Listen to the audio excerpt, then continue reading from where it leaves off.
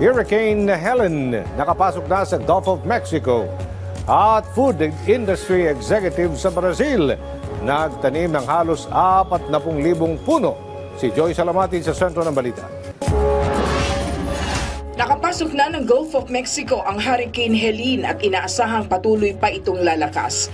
May lakas ito na 251 kilometers per hour at inaasahang magla-landfall sa Florida. Ayon sa National Hurricane Center, inaasahan na magkakaroon ng storm surge na may taas na 15 hanggang 20 talampakan.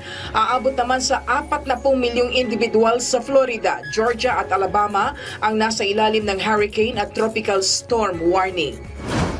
Nagbabala si Russian President Vladimir Putin sa Western countries kung sakaling pahintulutan nila ang Ukraine sa paggamit nito ng nuclear-powered weapons. Posible raw ituring ito ng Kremlin na joint attack on the Russian Federation. Sa isinagawang revision ng Russia sa kanilang nuclear doctrine, hindi malabo ang paggamit nila ng nuclear power pero hindi pa turing kung gagamitin nila ito bilang sagot sa joint attack.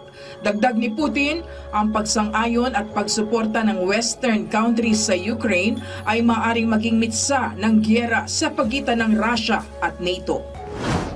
Halos 40,000 puno ang itinanim ng isang former food industry executive sa bansang Brazil. Ayon kay Helio da Silva, halos wala silang ginastos sa pagtatanim ng puno sa isang inabandonang area sa bayan ng Brazil.